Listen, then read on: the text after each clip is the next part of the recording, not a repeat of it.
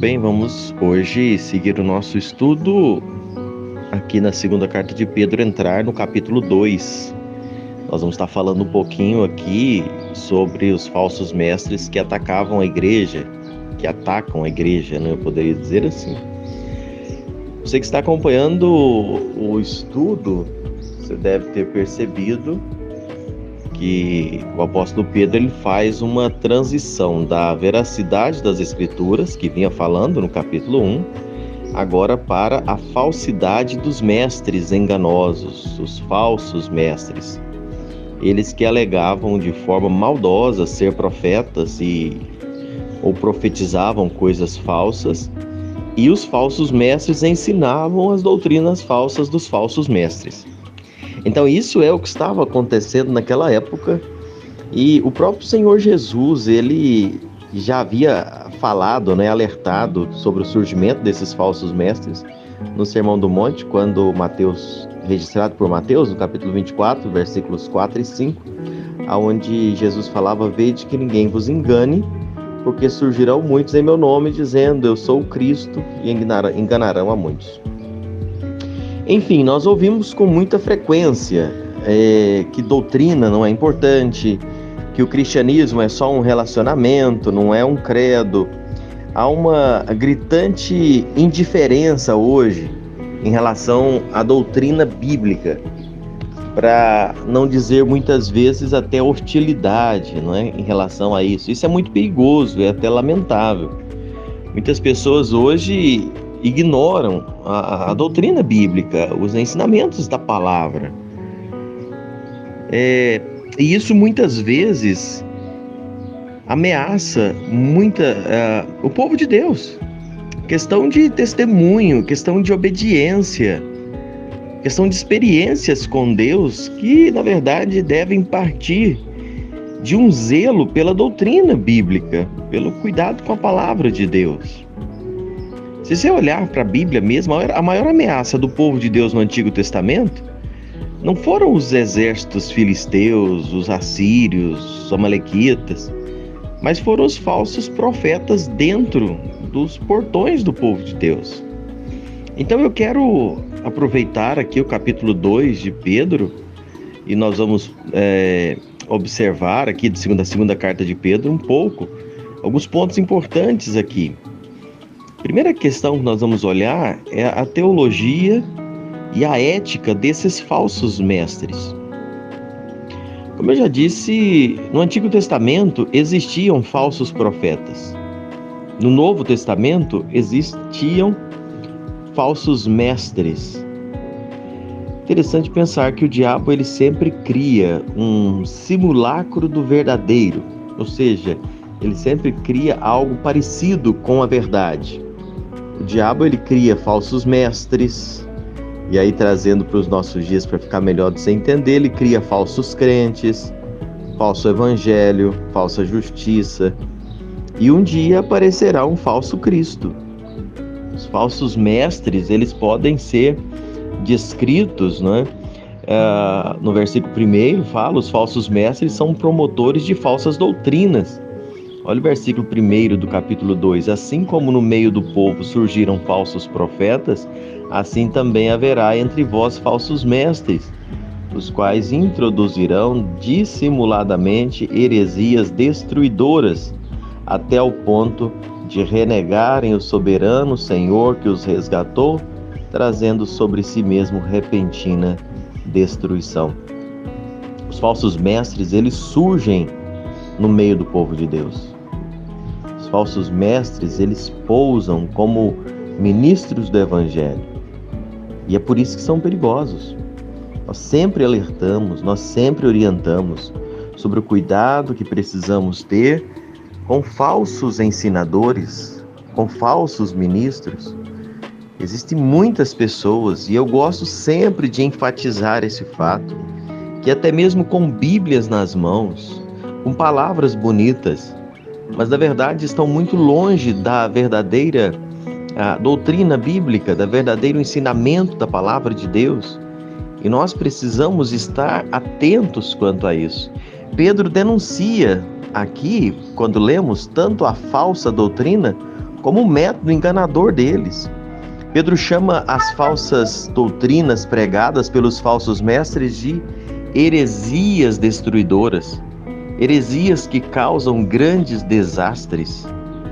Essas heresias ou falsas doutrinas não eram pregadas de forma escancarada, mas de forma dissimulada. E esse é o grande problema, o grande perigo. E é por isso que nós precisamos estudar a Bíblia. É por isso que os estudos bíblicos são tão importantes para a pessoa não se enveredar, não cair no ensinamento desses falsos mestres, porque ela não vem de forma descarada, ela vem dissimuladamente, sabe? Disfarçada, de forma lenta. O ensino desses falsos profetas era recheado de bajulação. Suas ambições, na grande maioria, eram financeiras. As práticas elas eram dissolutas. A consciência ela era amortecida. E o alvo era só o engano. Isso tem muito registro bíblico desses falsos profetas. Você vai ver lá Isaías 28:7, Jeremias 23:14, Ezequiel 13:3, Zacarias 13 e versículo 4. E você observa que não é diferente nos nossos dias. Muitos desses falsos profetas, desses falsos mestres, partem por aí. O interesse financeiro mesmo, sabe? Apenas nas suas próprias ambições. Vem com bajulações, vem com palavras doces, vem para amolecer a consciência e só para enganar. As heresias dos falsos mestres sempre desembocavam numa negação do próprio Senhor Jesus. E é por isso que esses falsos mestres não escapariam da destruição. Eles negam a inspiração da Bíblia, o caráter pecaminoso do ser humano, a morte vicária de Cristo na cruz, a salvação somente pela fé, e até mesmo chegam a negar um julgamento eterno. Sabe, uma questão ainda importante de ser levantada aqui é que nós escutamos muito, e os falsos mestres gostam de falar isso, e eu gosto muito de exortar sobre isso. Muitas vezes nós encontramos esses ensinamentos de forma errada, dizendo que uma pessoa que se desvia, uma pessoa redimida por Cristo, se desviar ou pecar, ela perde a salvação. Esses falsos mestres, eles foram salvos? Será que eles perderam a salvação, uma vez que trouxeram sobre si essa repentina destruição? A gente escuta muito esse ensinamento, dizendo, não é?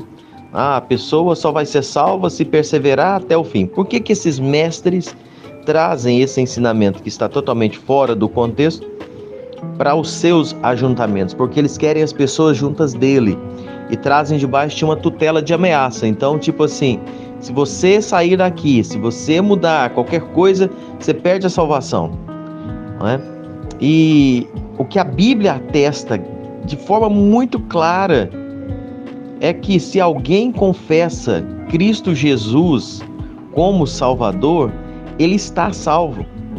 Agora, o que nós encontramos muitas vezes desses falsos mestres? Eles dizem, não, se você sair debaixo da minha tutela, você perdeu a salvação. Só aqui que você vai encontrar a salvação. O único lugar de ser salvo é comigo, não é? O único lugar de você ter sucesso é comigo. E então, de forma a prender as pessoas que estão com ele debaixo da tutela deles, do regime deles, e muitas vezes usando a própria Bíblia. Mas aí eu volto para esses falsos mestres. Será que só pelo fato deles falarem que tem Jesus, só pelo fato de usarem a Bíblia, só pelo fato de fazerem sinais, será que isso os torna verdadeiramente salvos? Será que isso os torna verdadeiramente servos de Deus? E alguém pode dizer, não, mas eles estão falando de Jesus.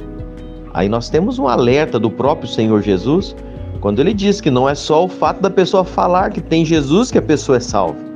Não é só o fato da pessoa falar que faz obras em nome de Cristo que vai ser salvo, ou que é um sinal que a pessoa é um salvo, não é?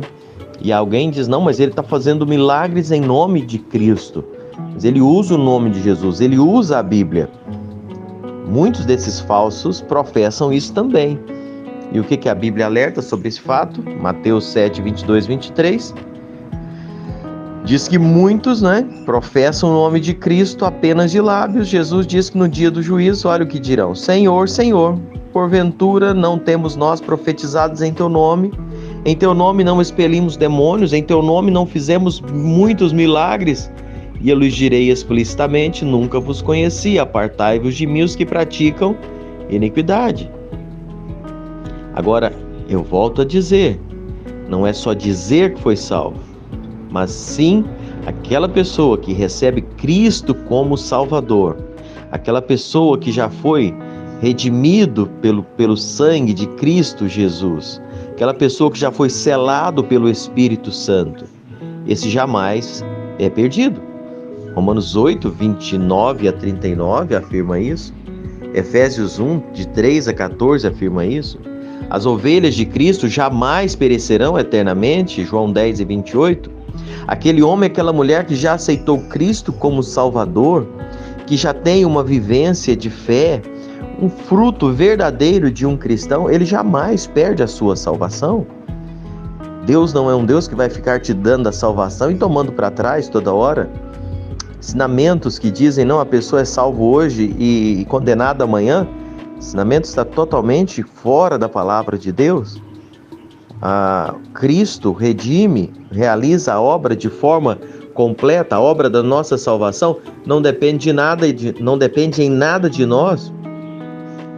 Não é o que nós fazemos, não é a nossa fidelidade, não é a nossa obediência que vai definir a nossa salvação ou não, se não dependeria de nós, mas é da suficiência da obra de Cristo Jesus. A obra de Cristo foi suficiente para a redenção de toda a humanidade, mas ela é eficiente somente para aqueles que se arrependem, que creem e que o aceitam como Senhor.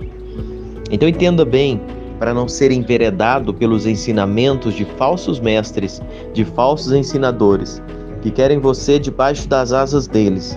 Você tem que fazer isso para você ser abençoado, para você ser salvo, porque se você sair daqui, se você mudar, você vai perder a bênção, você vai perder a salvação, quando eles mesmos, na sua grande maioria, infelizmente, estão apenas falando pelos lábios que são cristãos, que são salvos.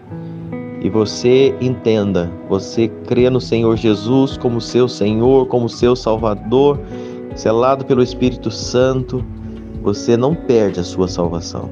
A salvação, ela é um presente dado por Deus, baseado na obra redentora de Cristo Jesus na cruz do Calvário. Não depende de nada dos nossos esforços, das nossas forças. Deus quer uma experiência real, verdadeira, baseado no ensinamento, no fundamento das Sagradas Escrituras, nas doutrinas bíblicas ensinadas. Que Deus nos ajude a compreender a plenitude da sua palavra e vivermos vidas que honram e glorificam seu nome. Que Deus te abençoe.